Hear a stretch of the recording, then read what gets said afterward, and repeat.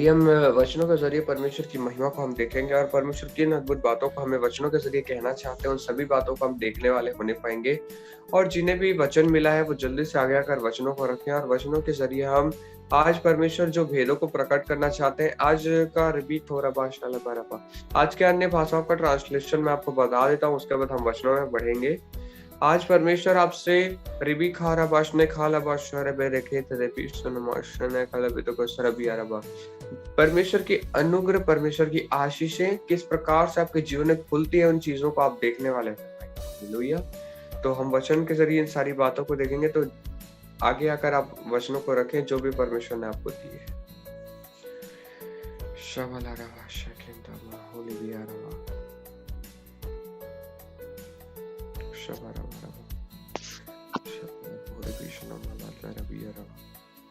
मैं चाहूँ तो मुझे भी वचन मिल सकता है, मुझे तो बहुत जल्दी वचन मिलेगा, परंतु मैं इसलिए आपसे कहता हूँ, देखिए जब वचन आपकी ओर से आएगा ना, तो आप बड़ी गंभीरता से इस बात को समझ पाएंगे कि कैसे एक व्यक्ति जिसे मैं नहीं जानता, वो भी वही वचनों को कह रहा है जो जिस तरीके के वचनों को मैं भी कह रहा हूँ।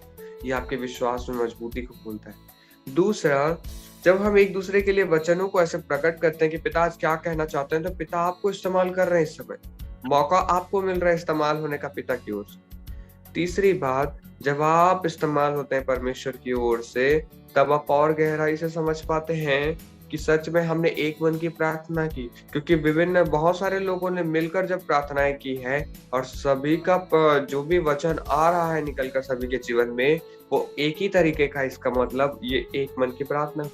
इसलिए हमें हमेशा वचनों के मैं जोर देता हूँ, ताकि आप लोगों की ओर से वचन है। हाँ, कभी कभी मैं इसलिए रखता हूँ क्योंकि परमेश्वर है कोई। तो इस समय भी आपको मौका है, आप परमेश्वर की अगुवाई मांगे, परमेश्वर से प्रार्थना करें और वचन जो आपको मिला है वो आप आगे आकर रखें। हालेलुया। पहला पत्रस सर हेलो हाँ, पहला पत्रस 4:14 है सर, मैं आप सबके सामने रखूंगा। जी बढ़िया। फिर यदि मसीह के नाम के लिए तुम्हारी निंदा की जाती है तो तुम धन्य हो, क्योंकि महिमा का आत्मा जो पिता का आत्मा है तुम पर छाया करती है। हालेलुया, आमीन आमीन आमीन आमीन। कितना सामर्थ का वचन है। परमेश्वर आपका आशीष दे। देखिए मैंने आपको क्या कहा, आज मैंने आपके अन्य भाषाओं का ट्रांसलेशन क्या रखा, यहोवा का फल, मतलब परमेश्वर की आत्मा का फल वो किस प्रकार से प्रकट होगा, इस प्रकार की बातों को मैंने रखा। और परमेश्वर यहाँ पे क्या कहता है, फिर यदि मसीह के नाम के लिए तुम्हारी निंदा की जाती है तो धन्य हो, क्योंकि महिमा की आत्मा जो परमेश्वर की आत्मा है तुम पर छाया करती है। देखिए जब हम मनुष्य से नहीं डरेंगे, हम ऐसा सोचेंगे कि मनुष्य से घबरा कर हम किसी कार्य को करेंगे, तो क्या होगा? क्या महिमा का आत्मा हम पर मंडलाएगा? नहीं। परंतु अगर सामने वाला व्यक्ति कहता है कि तू हमारे साथ क्यों नहीं चलता, और आप फिर भी उनके साथ नहीं चलते, वो आपको डांटते हैं, आपको फटकार लगाते हैं, आपकी निंदा करते हैं कि तुम ऐसे लोग हो, तुम विश्वास नहीं करते हो, तो भी अगर आप उनके साथ बने नहीं रहते हो, आपकी निंदा भी होती है, परंतु आप धन्य हो, क्योंकि महिमा की आत्मा जो परमेश्वर की आत्मा है तुम पर छाया करती है। और इसीलिए परमेश्वर आज आपको अगुवाई करते हैं कि कभी भी मनुष्यों को देखकर नहीं चलना है, क्योंकि परमेश्वर भले मनुष्य के निमित्त परमेश्वर प्रसन्न होता है। और हमारे जीवन में भलाई कब उत्पन्न होगी? जब हम परमेश्वर के रहस्य को जानेंगे। देखिए यीशु मसीह को आज हम सभी विश्वास करते हैं। आप सभी बताइए कि जब यीशु मसीह ने संसार को पुकारा, तो जो कुछ लोगों ने जो मसीह पे विश्वास किए, अगर वो भी विश्वास करके अगर नहीं आते, लोगों की निंदा नहीं सुनते, तो क्या आप सभी आज मसीह का सुसमाचार सुन पाते? नहीं। इसीलिए परमेश्वर कहता है मनुष्य को छोड़ो और सारी निंदा सह लो उनकी, परंतु परमेश्वर के सच्चे वचन को ढूंढो। बाइबल को जब आप पढ़ें तो परमेश्वर से कहें, परमेश्वर वो वचन प्रकट कर जो आज तक मैंने नहीं सुनी, और आपको महिमा की आत्मा दिखाई देगी। और परमेश्वर का वचन कहता है, फिर यदि मसीह के नाम के लिए तुम्हारी निंदा की जाती है तो धन्य हो। अपने आप को धन्य कहो, और साथ ही क्योंकि महिमा की आत्मा जो परमेश्वर की आत्मा है तुम पर छाया करती है, महिमा की आत्मा हम पर छाया करती है, इस बात का अंगीकार करें। हालेलुया। और लोगों को कहे, मनुष्यों से डर कर नहीं, वरन परमेश्वर के भय में चलते हुए आप परमेश्वर के वचनों को ग्रहण करें। जितना ज्यादा परमेश्वर के वचन को चाहते हैं गहराई को, उतना ज्यादा आपको परमेश्वर से डर कर जीना होगा। डरने का मतलब होता है रिस्पेक्ट करना। डर का मतलब होता है आप परमेश्वर के वचनों पर कितना चलते हैं। हालेलुया। आगे और कुछ वचनों के जरिए स्पष्ट होगा कि परमेश्वर और किन बातों को हमारे जीवन में रखना चाहते हैं। हालेलुया। नीति वचन 25:3, स्वर्ग की ऊंचाई और पृथ्वी की गहराई और राजाओं का मन, इन तीनों का अंत नहीं मिलता। हालेलुया। परमेश्वर आपको आशीष दे। देखिए यहाँ पे वचन कहता है स्वर्ग की ऊंचाई, पृथ्वी की गहराई और राजाओं का मन, इन तीनों का अंत नहीं मिलता। हालेलुया। और एक और तरबिशने खाला बेको क्वेश्चन में था लबेशने का तरबिशने का तो क्वेश्चन में इसने कल रेखा तरबिशने का लबे तो क्वेश्चन बशने पता लो क्वेश्चन बशने रखा तरबिशने का तरबिशने का तरबिशने का तरबिशने का भाषण भला रखा। देखिए यहाँ पे आज परमेश्वर आपसे कहना चाहते हैं कि सबसे ऊंचे स्वर्ग की हम जब बात करते हैं, स्वर्ग की ऊंचाई को कोई नाप नहीं सका, परंतु पृथ्वी की गहराई के विषय में क्यों ऐसा कहा जाता है? क्या आप जानते हैं जब पृथ्वी को जब कई लोगों ने खोदना चाहा, वो खोद नहीं पाए। पृथ्वी बहुत ज्यादा गहरी है। हालेलुया। और इसलिए गहरा है क्योंकि ऐसा नहीं है कि हर एक चीज का एक अंत तय है, पर पृथ्वी की गहराई नहीं है। इसका मतलब ये होता है कि जब आप पृथ्वी के नीचे जाएंगे तो आपको नर्क मिलेगा, और नर्क कभी ना खत्म होने वाली गहराई। इसीलिए यहाँ पे परमेश्वर का वचन कहता है स्वर्ग की ऊंचाई और पृथ्वी की गहराई और राजाओं का मन, इन तीनों का अंत नहीं मिलता। राजाओं का मन बहुत बड़ा होता है। हालेलुया। मन के विषय में परमेश्वर ऐसा क्यों करता है? कहता है परमेश्वर का वचन, परमेश्वर आपसे कहना चाहते हैं जितना ज्यादा बुद्धि, जितना ज्यादा समझ, उतना ज्यादा कोई कार्य को कुशलता से आप कर सकते हैं, बड़ी सरलता से कर सकते हैं। अगर कोई चीज आपको आती है तो आप उसे कर पाएंगे, नहीं आती तो उसे नहीं कर पाएंगे। ठीक उसी प्रकार राजाओं का मन कहाँ है? राजा क्या करते हैं? अपने राज्य के ऊपर अधिकारी हैं, वो राज्य को चलाते हैं अपना। उनके पास कितनी बुद्धि, कितना ज्ञान होगा कि वो इतने सारे लोगों को संभालते हैं, इतने सारे बुद्धिमान लोगों के बीच में सभा में बैठकर सभी लोगों का न्याय करते हैं। और ना सिर्फ न्याय करते हैं, अपनी पूरे राज्य को संभालता है एक राजा। हालेलुया। और इसलिए परमेश्वर कहता है कि राजाओं का मन का अंत नहीं है। इसलिए आप भी एक राजा है। परमेश्वर, आप राजा के बेटे और बेटी है, तो आप भी एक राजा है, आप भी एक रानी है। परंतु परमेश्वर एक बात और कहता है, जब आप अगर राजा है, आप एक रानी है, तो परमेश्वर आपसे कहते हैं अपने मन को अनंत बना लो। अंत ही ना हो आपके मन का, आपके विचारों का, सोचों का। जहां आपने अपने मन को संकुचित किया, वहां राजा का फल प्रकट नहीं होगा। अगर आपने सोचा क्या मेरे जीवन में आशीष आएगी, आपने वही अपने जीवन में आशीष के द्वार को आपने थाम लिया। पूरा खुलने दीजिए। इतना द्वार, इतना बड़ा द्वार है, आप पूरे द्वार को खुलने दीजिए। क्या मेरे जीवन में आशीष आएगी? अगर मन में सवाल आए, पुकार के कहो हाँ, मेरे जीवन में अनंत आशीष है, क्योंकि परमेश्वर ने उस द्वार को खोल रखा है मेरे जीवन में। आप पूरे उस द्वार को खोल कर रखिए अपने जीवन में। असीमित गहराई की प्रार्थना आप करें। हालेलुया। आपके मन में असीमित गहराई हो। आशीष असीमित है, अभिषेक असीमित है, अनुग्रह असीमित है, दया असीमित है। ये सारी बातें जब असीमित है तो आपके मन भी अनंत होना चाहिए, कभी ना खत्म होने वाला मन। आपके सोचों और विचारों में कभी ऐसी बात ना आए कि मेरे जीवन में क्या ये बातें सिर्फ इतनी ही है, वरन इससे बढ़कर है, ये बात को सोचे। हालेलुया। शबरबरबा। इसलिए परमेश्वर कहता है राजा किसी का भय खा सकता है? एक राजा किसी का भय खा सकता है? नहीं, वो निडरता से लड़ता है। और सोचिए इजराइल के विषय में, क्या आप जानते हैं इजराइल का जो परमेश्वर है, जब भी वो युद्ध करते थे, इजरायली कभी युद्ध नहीं हारते थे। इजराइल के लोग जब भी परमेश्वर से प्रार्थना करके जाते थे, वो कभी युद्ध नहीं हारते थे। और जब भी वो युद्ध में उतरते थे, उससे पहले यहोवा उनसे क्या कहता था उनके नबियों के जरिए कि मैंने तेरे शत्रुओं को तेरे हाथों में कर दिया है, जाओ उन पर अधिकार रखो। और वो जयवंत होते थे। इसका मतलब क्या है? वो किसी से भय नहीं खाते थे, सिर्फ परमेश्वर का भय रहता था। और मैंने इस पहले ही वचनों में आपको बताया कि परमेश्वर आपको मनुष्यों का नहीं, वरन परमेश्वर का भय रखने को कह रहा है। क्योंकि जो परमेश्वर का भय रखेगा, उसके पास क्या आशीष आएगी? राजाओं की आशीष आएगी, अनंत मन का आशीष आएगा। क्योंकि उनके पास वो भेद पहुंचेगा जो परमेश्वर पहुंचाना चाहते हैं। हालेलुया। एक और वचन हम देखेंगे आगे आकर को, जल्दी से एक और वचन को रखें जिससे हम परमेश्वर की और भी महिमा को हम देखने वाले हों भाई।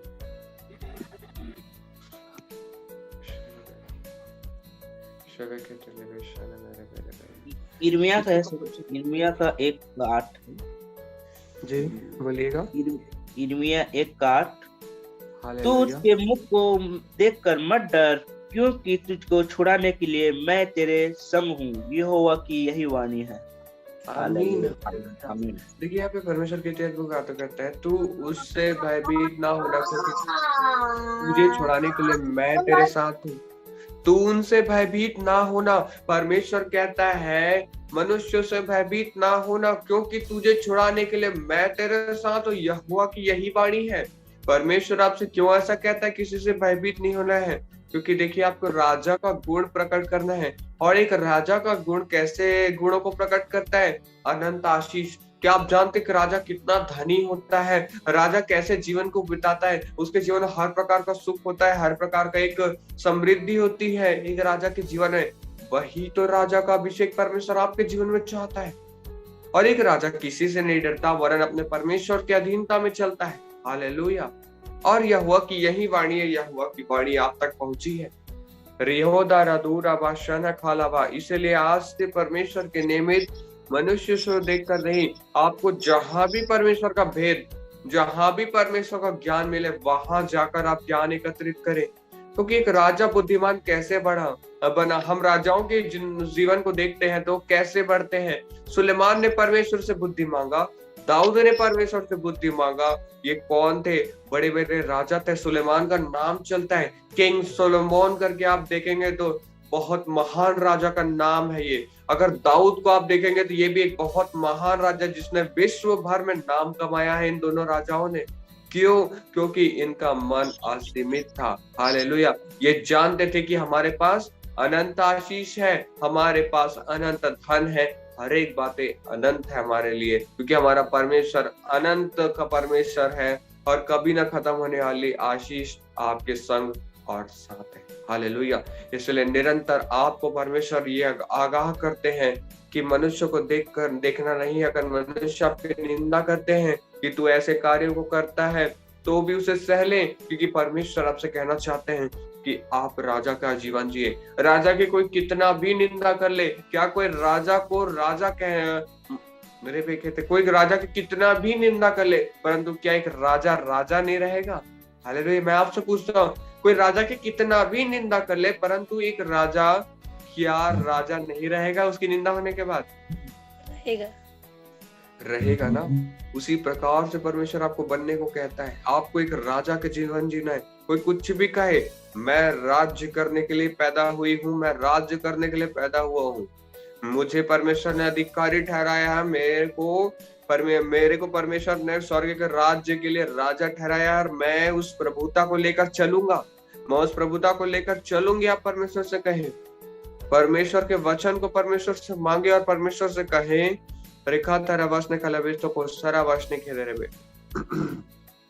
लिखी तरबश और बरबा लेखा तरबश ने खतरबाश ने कहते रे बेशरा बरबा। एक और वचन परमेश्वर अगुवाई कर रहे हैं समय। लेखा तरबश ने कलवेश को सरबश ने खतरबाश ने खतरबाश ने कलवेश को सरबाश ने खतरबाश लेखा तरबश ने कलवेश सरबश ने खतरबाश ने कलवेश। देखिए परमेश्वर आपसे और एक अद्भुत बात को कहना चाहते हैं कि जब आपके जीवन में राजाओं का जीवन होगा तो आपके जीवन में अनंत आशीष तो खुलेगी ही, परंतु उससे बढ़कर आपके जीवन में और क्या खुलेगा पता है आपको? राजा के जीवन में सबसे बड़ा चीज था जो परमेश्वर दाऊद और सुलेमान के जीवन में देखता है, वो है परमेश्वर की उपस्थिति। दाऊद से परमेश्वर बातें करता था, सुलेमान से परमेश्वर बातें करता था। हालेलुया। मतलब परमेश्वर की उपस्थिति उनके जीवन में है और उनके जीवन में हमेशा रही। इसलिए परमेश्वर आपसे कहना चाहता है कि आप उपस्थिति को परमेश्वर की जिए, आपको परमेश्वर की प्रेजेंस को ढूंढना है और आपके परमेश्वर के वचनों को ढूंढकर उसमें चलने वाला होना है आपको। हालेलुया। और इसीलिए आप मनुष्यों का भय नहीं रखें, वरन आप जहां भी ज्ञान मिले परमेश्वर का उसे बटोरें। जितना ज्यादा आपके पास ज्ञान होगा उतना ज्यादा आप राजा के गुण को प्रकट कर पाएंगे। हालेलुया। एक राजा भी महान तब बनता है जब वो जितना ज्यादा ज्ञानी होता है। हम कभी भी देखते हैं राजाओं के विषय में तो हम क्या सोचते हैं, कितना बुद्धिमान राजा होगा तभी इतने बड़े राज्य की प्रजा को चला पा रहा है, अपनी प्रजा को संभालने के बाद इसके पास कितनी बुद्धि, कितनी सामर्थ, कितना बल होगा, हम सोचते हैं। हालेलुया। अगर हम राजाओं के दिनचर्या के विषय में भी अगर देखें कहीं, तो वहां भी हम पाते हैं कि राजा अपने जीवन को एक राजा के समान जीता है, अपने बल को बढ़ाता है, अपनी बुद्धि को बढ़ाता है, वो ज्ञान को अर्जित करता है। इसी प्रकार से आपको जहां भी ज्ञान मिले परमेश्वर का, ना सिर्फ मैं कहता हूँ कि मेरे पास परमेश्वर का ज्ञान है, मैं आपके सामने रख रहा हूँ, यही बातें नहीं, जहां आपको परमेश्वर का ज्ञान मिले। हालेलुया। और अगर आप सिर्फ आशीष चाहते हैं अपने जीवन में, आप चाहते हैं कि कोई आपके लिए आशीष की बस प्रार्थना करे, तो आपके जीवन में फिर लिमिटेड ही आशीष आएगी, अनंत आशीष नहीं खोल सकते। क्यों पता है? इसका भेद ये है कि अगर आप आशीष की प्रार्थना करते हैं, आपके जीवन में क्या होगा पता है? अगर कोई व्यक्ति आपके लिए सिर्फ आशीष की प्रार्थना कर रहा है, आपको भेदों को नहीं बता रहा है, तो आपके जीवन में क्या होगा पता है? अभी तो मैंने आपके लिए प्रार्थना कर दी, जब आपके जीवन में फिर समस्या आएंगी तो क्या आप दृढ़ खड़े हो पाएंगे? इसे इस प्रकार से समझिए, राजा को किताबों में बस उसने पढ़ा, उसने राजा ने किताबों के जरिए, लोगों के जरिए क्या कहा कि तुम मुझे राजा कहो और मुझे आशीष दो। लोगों ने उसे आशीष दिया, वो राजा बना। परंतु उस राजा ने जब कुछ भी नहीं सीखा, ना युद्ध करना सीखा, ना कुछ और बातों को सीखा, तो क्या वो राजा जब युद्ध का समय आएगा युद्ध लड़ सकेगा? वो लड़ाइयों को लड़ पाएगा? मैं आपसे पूछता हूं, परमेश्वर आपसे पूछते हैं। हालेलुया। मैं आपसे पूछ रहा हूं इस समय, क्या वो लड़ाई को जीत पाएगा? सिर्फ प्रजा की आशीषों से क्या वो अपने राज्य को बचा पाएगा? नहीं। उसे चाहिए तलवार चलाना आना चाहिए, भाला चलाने आना चाहिए, युद्ध में कैसे लड़ना, युद्ध नीति आनी चाहिए। जब तक ये बातें नहीं आएगी वो कैसे लड़ेगा? इसलिए जहां भी परमेश्वर का भेद मिले, आशीष के पीछे मत भागो। मैं ये ऐसा क्यों कहता हूँ? क्योंकि जहां राजा है उसके पास आशीष है। क्योंकि किसी भी राजा को आप देखते हैं, कभी भिखारी नहीं कहेंगे एक राजा को, कभी एक निर्धन नहीं कहते राजा को। क्यों पता है? राजा राजा है, उसके पास अनंत धन है, उसके पास अनंत सारी बातें हैं। इसीलिए परमेश्वर कहता है राजा का जीवन बिताओ। अपने आप अगर राजा का गुण आप प्रकट करेंगे अपने जीवन में, आपकी आशीषें आपके पास खुद चल कर आएंगी। आपको आशीष मांगने की भी जरूरत नहीं पड़ेगी, आप बस उस जीवन को जिए जो परमेश्वर ने आपके लिए तैयार रखा है, और आपके लिए वो हो जाएगा अपने आप। हालेलुया। आपको बस युद्ध की लड़ाई के लिए तैयारी करनी है, आपको तलवार चलाने आना चाहिए, आपको भाला चलाने आना चाहिए। परमेश्वर के वचन के तलवार को कैसे पकड़ना है, कैसे चलाना है, कैसे दुश्मन पे वार करना है, ये आपको आना चाहिए। दुश्मन के राज्य के ऊपर आप चढ़ाई करो, उसे जीतो। जिस आशीष को आपसे उसने छीना, जो शैतान ने आपसे छीना, उसी के ऊपर चढ़ाई करो, उसके राज्य में घुसकर उसी को मारो और वहीं से अपनी आशीष को निकाल कर लेकर आओ। क्योंकि अगर दूसरा आपकी आशीष को खोलना जानेगा ना, तो जिस दिन वो आपके ऊपर अटैक करेगा ना, आप खड़े नहीं रह पाओगे। क्योंकि आपने कभी युद्ध लड़ा ही नहीं, तो आपको युद्ध का गुण आता ही नहीं है लड़ना, तो आप कैसे जयवंत होंगे? इसीलिए ना सिर्फ आप आशीष के पीछे भागे, आप भागे आपको कैसे वचन में जीना है। आपको भागना है कि कैसे आप वचनों के भेदों में जी सकते हैं। परमेश्वर से वचन के भेदों के लिए भागे, क्योंकि जहां परमेश्वर का वचन है वही सबसे ज्यादा अनुग्रह प्रकट होता है। और इसका सबसे बड़ा उदाहरण है, आप जब भी बाइबल पढ़ते हैं आप क्या देखते हैं? पिता आपका वचन कहता है इसलिए मैं ऐसी प्रार्थना करता हूँ, या वचन आपका ऐसा कहता है इसलिए मैं प्रार्थना करती हूँ करके आप प्रार्थना करते हैं। क्यों? क्योंकि वहां वचन है। यीशु मसीह ने अगर सिर्फ लोगों को आशीषित किया होता और भेदों को नहीं बताया होता, तो क्या वो लोग बचाए जाते जो आज हम सभी यहाँ हैं? हम भी यहाँ नहीं होते। क्यों पता है? क्योंकि अगर उनको भेद पहुंचा जो हमारे पूर्वज थे, उन्होंने दूसरों को भेद बताया और दूसरों के जरिए हमें भेद पहुंचा। और ये बातें अगर नहीं होती, सिर्फ यीशु मसीह लोगों के जीवन में आशीष खोल कर चले जाते, तो क्या हम बचाए जाते? नहीं, क्योंकि जब तक यीशु मसीह थे तब तक तो आशीषें थी। वो जैसे यीशु मसीह स्वर्ग में उठा ले जाते, शैतान फिर अटैक करता लोगों के जीवन में, फिर आशीष की कमी आ जाती। पर यीशु मसीह ने क्या बताया? मेरे वचन की तलवार को लो और दृढ़ता से खड़े हो जाओ, शैतान तुम्हें छू भी नहीं सकेगा। और इसीलिए वचन की तलवार चलाना आपको सीखना है, और यही वचन का भेद है। जितना ज्यादा आप स्वर्ग की बातों को प्रकट होते देखेंगे ना, मैं आपको एक भेद बताता हूँ। और देखिए, अगर आप कहते हैं कि मैंने इस चीज की पढ़ाई की है, अगर मैं आपसे कहूँ कि मैंने फसल उगाने की पढ़ाई की है, बड़े धीरज के साथ सुनिएगा, मैंने अगर फसल उगाने की पढ़ाई की है, तो मैं आपसे अच्छा फसल उगा सकूंगा, आपसे अच्छा उपज लेकर आ पाऊंगा। क्यों? क्योंकि मैंने उस चीज की पढ़ाई की है। हालेलुया। ठीक उसी प्रकार से जब तक आपके पास भेद नहीं है, तो आप एक अच्छा उपज कैसे लेकर आएंगे? हालेलुया। आपको स्वर्ग के राज्य में आना चाहिए। दूसरा, ये जो स्वर्ग का राज्य का भेद होता है, ये यीशु मसीह क्या कहते थे? जो भी कार्य को मैं करता हूँ उसे पिता को देखकर कहता हूँ, क्योंकि पिता के पास भेद था। वो तो स्वर्ग में स्वयं स्वर्ग से आए, इसीलिए उन्हें सारा स्वर्ग का भेद पता था। और अगर आपको अपने आप को स्वर्गीय रूप में देखना है ना, आप चाहते हैं कि मैं स्वर्गीय की हूँ कि नहीं, आपको दृढ़ रूप से पता करना है, आप परमेश्वर से भेदों को मांगे। जितना ज्यादा परमेश्वर का भेद आपके जीवन में खुलेगा, उतना ज्यादा आप स्वर्गीय है। हालेलुया। क्योंकि आप जिस जगह पर गए ही नहीं, आप कैसे बता सकते हैं? अगर मैं आपको कहूं कि मेरे घर में कितने कमरे हैं, कितना बड़ा मेरा घर है, मैं कहाँ रहता हूँ, आपसे मैं पूछूं, आप नहीं बता सकते। क्यों? क्योंकि आपने कभी मेरे घर नहीं आए, नहीं आपने मेरे घर को कभी देखा है, तो आप कैसे कह सकते हैं कि मेरे घर में इतने कमरे हैं, कि इतनी सारी चीजें।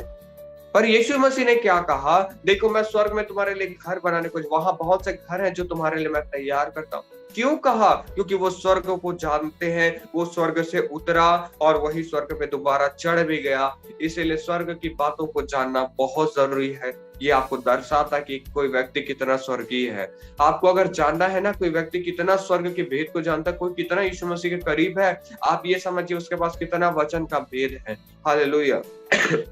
सिर्फ आशीष आपके लिए मैं खोल दूं, आपका जीवन नहीं बदलेगा। आज जब तक मैं हूं आपके जीवन के लिए, मैं प्रार्थना कर सकता हूं, पर जिस दिन आपके जीवन में मुसीबत आएगा, किसी दिन मैं फोन नहीं उठा सका, बहुत जरूरी है आगे आपके लिए प्रार्थना करना, तब आप क्या करोगे? तब तो कलीसिया अधूरी रह गई। यही कलीसिया में आप सिखाइए, लोगों तक पहुंचाइए कि आपको सिर्फ पास्टर पे डिपेंड नहीं करना है, जब पास्टरों को भी जरूरत पड़े। देखिए, कलीसिया में हम सभी एक मिलकर पढ़ते हैं, पास्टर आप लोगों के बोझ को उठाता है। हालेलुया। तो आपको पास्टरों के लिए प्रार्थना करना है। उनके जीवन में भी शैतान रुकावटों को डालता है कि वो कलीसिया को आगे लेकर ना जा सके, तो उन रुकावटों के लिए आपको प्रार्थना करना है। एक पास्टर के साथ आपको खड़ा होना है, उसके लिए आपको भी प्रार्थना करना है। और उसके जीवन के लिए जब आप भी प्रार्थना करेंगे, वो भी सुरक्षित रहेगा, वो आपके लिए भी सुरक्षा के बाड़े को खोलेगा। हालेलुया। और इसीलिए ना सिर्फ हम खुद के लिए, हम पास्टरों के लिए भी प्रार्थना करने वाले होने पे। और ऐसा कभी ना सोचे कि किसी पास्टर के जीवन में तकलीफ आ गया, आप उसके जीवन में तो तकलीफ आ गया, तो क्या मेरे जीवन में वो क्या मेरे लिए कुछ कर पाएगा? ये कैसा व्यक्ति खुद ही के जीवन का तकलीफ दूर नहीं कर पा रहा है और बड़ा आया मेरे जीवन को बचाने वाला? ऐसी बात नहीं है। वो आपके लिए लड़ रहा है, तो वो व्यक्ति आपके लिए लड़ रहा है, और आप अगर ऐसा कहते तो आप गलत कह रहे हैं। इसलिए मैंने हमेशा पास्टरों का एग्जाम्पल दिया है कि उनके जीवन में अगर कोई मुसीबतें, हमने क्यों प्रार्थना नहीं की है, क्यों पास्टर एक्सप्रेस नहीं कर पा रहे हैं अपनी प्रॉब्लम्स को। आज बहुत सारे कलीसिया में जाइए, पास्टरों को भी आज प्रॉब्लम्स है, पर वो खुलकर नहीं कह पा रहे। क्यों पता है? क्योंकि उनको डर है कहीं कलीसिया के लोग ये ना सोचें कि मेरे जीवन में प्रॉब्लम है, इसका मतलब मैं परमेश्वर के करीब नहीं हूँ। ऐसी बात नहीं है। वो आपके लिए लड़ता है, इसीलिए शैतान उसे ज्यादा सताने की कोशिश करता है। समझ रहे हैं? आप तो सिर्फ अपने लिए प्रार्थना करते हैं, आप कलीसिया के लिए सिंपली प्रार्थना करते हैं। वो हजारों की भीड़ों को बीच में खड़ा होकर प्रार्थना करता है। सोचिए, वो हजारों के भीड़ के लिए जो प्रार्थना कर रहा है, शैतान कितना विरुद्ध होगा। हजार लोगों के विरुद्ध जो शैतान है, वो हजारों के विरुद्ध जितने शैतान की युक्तियां है, वो शैतान पास्टर के जीवन में खोलना चाहता है, उस पास्टर को डिस्टर्ब करना चाहता है। इसीलिए कभी ऐसा ना सोचे किसी पास्टर के जीवन में प्रॉब्लम्स आए कि इसके जीवन में क्यों तकलीफ है। एक पास्टर खुलकर ये बातों को रखने वाला होने पाए कि मेरे जीवन में भी आज समस्या है, आप जरूर प्रार्थना करें, क्योंकि हमें सब मिलकर एक साथ बढ़ना है। तो कभी भी आप किसी व्यक्ति को देखें तो आशीषित वे में देखें। आपको वचन तलवार का चलाना सीखना है। एक पास्टर से आप कहें, आप हमारे जीवन में ना सिर्फ आशीष को खोले, एक पास्टर को आप देखते हैं वो सिर्फ आपके जीवन में आशीषों को खोल रहा है, बरकतों को खोल रहा है, आप उनसे कहे, पास्टर जी आप आशीष को खोलते हैं हमारे जीवन में, आपका हम बहुत बहुत धन्यवाद करते हैं, परंतु हम आपसे विनती करते हैं आप हमारे लिए वचन के भेद को भी लेकर आए। हमें वचनों के भेद से भी मसा करिए ताकि हम परमेश्वर की और ज्यादा करीब आने पाए, क्योंकि वचन ही परमेश्वर है। जितना ज्यादा वचन आपके अंदर होगा उतना ज्यादा परमेश्वर का प्रकटीकरण आपके जीवन में। हालेलुया। और ऐसा मत सोचे कि किसी पास्टर से कहना क्या सही होगा कि नहीं। देखिए, आपको परमेश्वर के निमित्त बढ़ना है। अगर आप किसी स्कूल में पढ़ रहे हो और उस टीचर से आपने कभी नहीं पूछा कि आपने अपने मैम से कभी नहीं पूछा, आपने अपने शिक्षक से कभी नहीं पूछा कि इसका मतलब क्या है, आपको कोई चीजें समझ नहीं आ रही, उनसे कभी नहीं पूछा, और जब परीक्षाएं आएंगी तो आपको वही प्रश्न आएगा, तो आप कैसे जवाब देंगे? जब आपको वो प्रश्न का उत्तर ही नहीं आता, आप जवाब क्या देंगे परीक्षाओं में? हालेलुया। इसीलिए अपने शिक्षकों से पूछें कि इन परिस्थितियों में क्या करूं, मुझे कैसे बढ़ना है, अपने शिक्षकों से पूछें, और तब जब परीक्षाएं आएंगी तो आप उसमें उत्तीर्ण होंगे, और ना सिर्फ उत्तीर्ण होंगे, बहुतायत की आशीष के साथ उत्तीर्ण होंगे और आप जयवंत होंगे। हालेलुया। शैतान के विषय में एक भेद परमेश्वर कहता है, जब एक सजा हुआ करती थी, जब इजराइल के विषय में एक भेद लिखा हुआ है बाइबल में कि एक चोर जब चोरी करता था ना तो उसे 7 गुना लौटाना होता था। हालेलुया। समझ पा रहे हैं आप? शैतान ने अगर आपके जीवन से कुछ चुराया है ना, घोषणा करो, लड़ाई पे उतर जाओ, कूद जाओ मैदान में, परमेश्वर का वचन लो, घोषणा करना चालू करो, वही कहो, मेरे जीवन से तूने 1 गुना आशीष को चुराया, तुझे 7 गुना लौटाना होगा। ये घोषणा करो आप। शैतान डरेगा। यही वचन परमेश्वर चाहता है। और शैतान आज कलीसिया में डिस्टरबेंस क्यों ला रहा है? ताकि वचन ना पहुंचे। आज पास्टरों को क्यों भरमा रहा है? पास्टर क्यों? पता है, क्योंकि शैतान नहीं चाहता कि आप तक वचन पहुंचे, क्योंकि जिस दिन आपके पास वचन पहुंच गया, शैतान जानता है कलीसियाओं में कितनी सामर्थ्य है। आप पहले की कलीसियाओं के लोगों को देखो, कोई रथ की स्पीड से दौड़ता है, कोई रथों की स्पीड से दौड़ रहा है, कोई स्वरदूत उठा के किसी को कहीं लेके जा रहा है। ये क्यों हो पा रहा है? क्यों? एक व्यक्ति जो पतरस जेल में था, एक पास्टर है पतरस, हालेलुया, पतरस की परछाई से लोग चंगे होते थे, परंतु पतरस को जेल से कौन निकाला? उसकी कलीसिया के लोगों ने उसके लिए प्रार्थनाएं की। उस पास्टर पतरस जो एक पास्टर था, उसके लिए उन्होंने प्रार्थनाएं की, और स्वर्गदूत वहां पहुंचा, उसकी बेड़ियों को तोड़ा और उसे जेल से निकाला। पर कैसे? सिर्फ उसके कलीसिया के लोगों ने मिलकर एक मन होकर प्रार्थनाएं की, क्योंकि जब जरूरत पड़ा तो पतरस के लिए भी लोगों ने प्रार्थनाएं की, और तभी परमेश्वर का काम हुआ। इसलिए हम सभी को एक दूसरे के लिए प्रार्थना करना है, और उससे बढ़कर अपने पास्टरों के लिए। और पास्टरों के लिए जब आप प्रार्थना करें तो ये जरूर है कि पिता, हमारे पास्टर आपके वचन के भेदों को प्रकट कर सके, क्योंकि ना सिर्फ अगर वो सिर्फ आशीष खोलेंगे तो जिस दिन आपके जीवन में मुसीबतें आएंगे, मैं कैसे प्रेरणा से खड़ा रहूंगा? आप परमेश्वर से सरलता से इस बात को रखें, परमेश्वर आपके जीवन में बहुतायत की आशीष को खोलेंगे। हालेलुया। इसीलिए हमेशा मैं इस बात पे जोर देता हूं कि हमें समझना है कि संसार कैसे काम करता है। हमें ये नहीं सोचना है कि किसी जिंदगी में परेशानियां है, इसका मतलब वो सामर्थ्य नहीं है। ऐसा नहीं है। हर एक व्यक्ति सामर्थ्य है, उसके जीवन में समस्याएं होने के बाद भी वो सामर्थ्य है, परंतु शैतान जानता है कि अगर मैंने इसे डिस्टर्ब कर दिया, इसका मतलब मैंने पूरी कलीसिया को डिस्टर्ब कर दिया। हालेलुया। आइए हम अंगीकार करें, आज का वचन से हम अंगीकार करेंगे। हम आज राजा का अंगीकार करेंगे। हमारे पास अनंत आशीष है। मैं हर रोज नई अंगीकार को क्यों देता हूँ? पता है, पहले मैं सेम अंगीकार को कराया करता था, परंतु परमेश्वर ने मुझसे कहा कि बेटा तुझे नए अंगीकार को लाना होगा। क्योंकि क्या होता है, हम जब एक ही चीज को पढ़ते जाते हैं, हम रट्टू तोता बन जाते हैं, हम रटने लग जाते हैं उन चीजों को। परंतु परमेश्वर चाहता है आप रट कर आगे बढ़ने वाले नहीं, वरन बुद्धिमान बने और अपनी बुद्धि और समझ से, साहस से खड़े होने वाले होने पाए, ताकि एक नए तरीके का प्रश्न भी अगर परीक्षा में आ जाए ना, तो भी आप उससे बनाने वाले होने पाए। हालेलुया। आइए हम अंगीकार करेंगे परमेश्वर का। सभी सर पर अपने हाथ रखें और हम घोषणा करेंगे।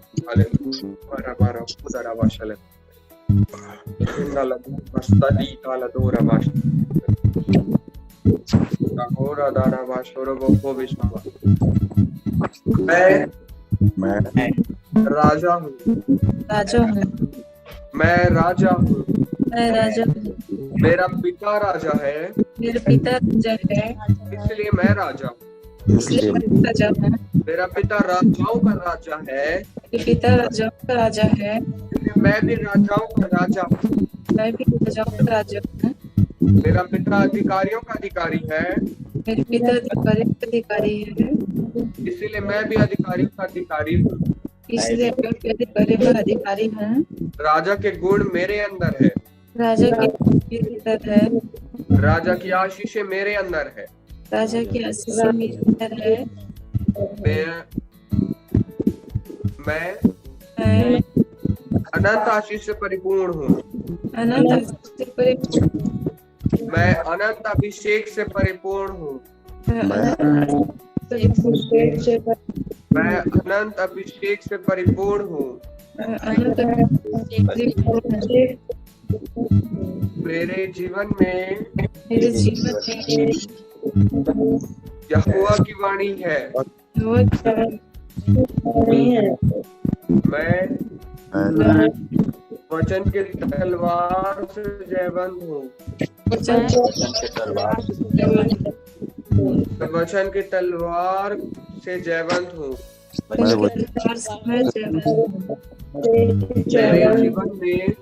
मेरे जीवन से वचन का तलवार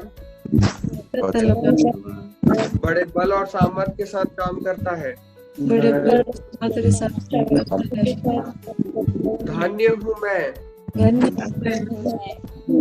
अगर लोग मेरी निंदा भी करते हैं। धन्य हूँ मैं अगर लोग मेरी निंदा करते हैं। क्योंकि मुझे परमेश्वर ने सराहा है। धन्य हूँ मैं कि परमेश्वर का आत्मा मुझ पर छाया करता है। धन्य हूँ मैं अनंत आशीष से परिपूर्ण हूँ।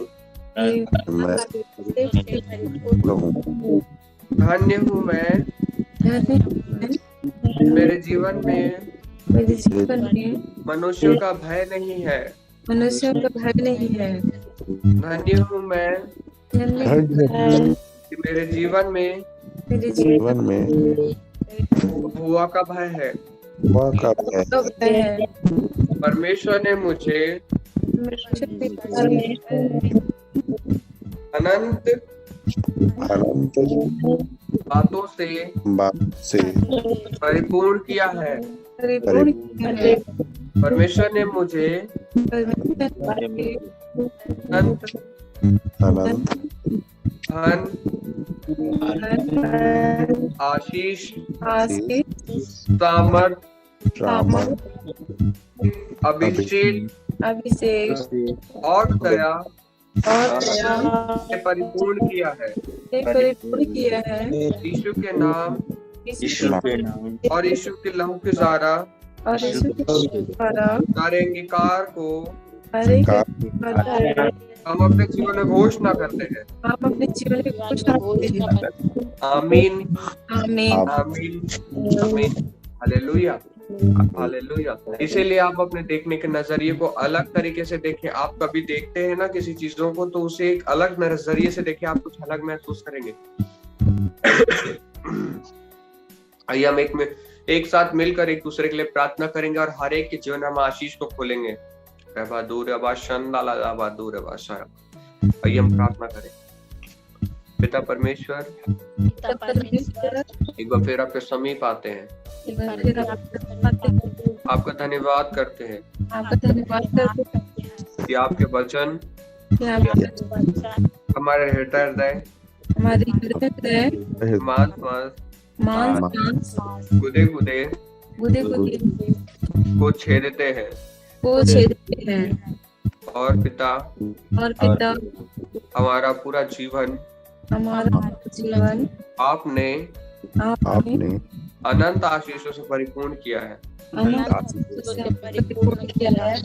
पिता हर एक परिवार को, परिवार को, उनके सदस्यों को, उनके सदस्यों को, उनके बच्चों को, उनके बच्चों को, हर एक के ऊपर हर एक पर सबसे ऊंचे स्वर्ग की सबसे स्वर्ग की आशीष के झरोखों को आशीष के झरोखों को खोल कर उंडेलते हैं। खोल कर मिलते हैं।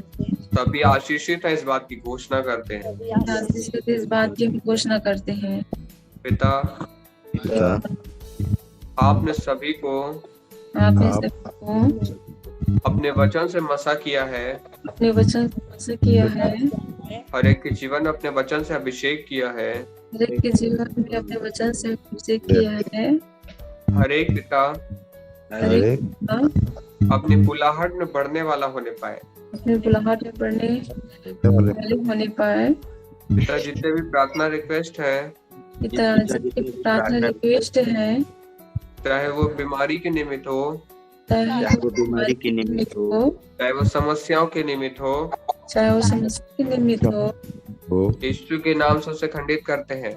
यीशु के नाम से उसे खंडित करते हैं। शरीर के किसी भी भाग में, शरीर के किसी भी भाग में, विभाग में, किसी भी अंग में किसी भी भाग में अगर कोई समस्याएं हैं, अगर कोई अगर कोई समस्या समस्या है, वह यीशु के लहू को लगाते हैं वो यीशु को लहू को लगाते हैं और लहू के जरिए चंगाई की घोषणा करते हैं। और लहू के चंगाई की घोषणा करते हैं। वे चंगे हैं इस बात की घोषणा करते हैं।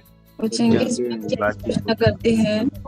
हर एक की नौकरी, हर एक नौकरी, के नौकरी, व्यापार व्यापार और खेतों को आशीषित करते हैं। ये तो आशीषित करते हैं। जो भी कमी घटी होगी पिता, जो जो भी कमी घटी होगी, उसे यीशु के नाम से खंडित करते हैं उसे के नाम से खंडित करते हैं। और हर एक कमी घटियों के ऊपर और हर एक कमी घटियों पर सबसे ऊंचे स्वर्ग की सबसे ऊंचे स्वर्ग की परिपूर्णता के अभिषेक को उंडेलते हैं।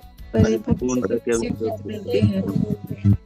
पिता, जिन भी बच्चों की परीक्षाएं हैं, पिता जिन जिन बच्चों की परीक्षाएं परीक्षाएं हैं, हैं, उन्हें उन परीक्षाओं में जयवंत करना उन्हें उन बच्चों को जयवंत करना और वे अच्छे परिणाम के साथ और अच्छे परिणाम के साथ उत्तीर्ण होने पाए। उत्तीर्ण होने पाए। धन्यवाद पिता हर एक बातों के लिए धन्यवाद हर एक बात के लिए कि आपने हमसे बोला और बातचीत किया, कि आपने बोला और बातचीत किया, हर एक को चंगा किया हर एक को चंगा किया और हम सभी को आपने आशीषित किया है। और आपने सभी को आशीषित किया है। धन्यवाद पिता, धन्यवाद। प्रार्थनाओं को आपने सुना है प्रार्थना को आपने सुना है और दया से ग्रहण किया है। और दया से ग्रहण किया है। पिता, हम आपके वचन के निमित्त पिता हम आपके वचन में प्रतीति करते हैं करते हैं कि जो कुछ भी हमने प्रार्थनाओं में मांगा है, जो प्रार्थनाओं में मांगा है, सब कुछ आपने सब कुछ हमें दे दिया है। हमें दे दिया है। पिता, आपके वचन के निमित्त पिता आपके वचन में हम यीशु नाम में प्रार्थना मांगते हैं। हम यीशु नाम में मांगते हैं। आमीन, आमीन, आमीन, आमीन। आमीन। Hallelujah, hallelujah. जय मसीह। आप सभी को, परमेश्वर आप सभी को आशीष दे। इसी तरह परमेश्वर में बढ़ते रहे।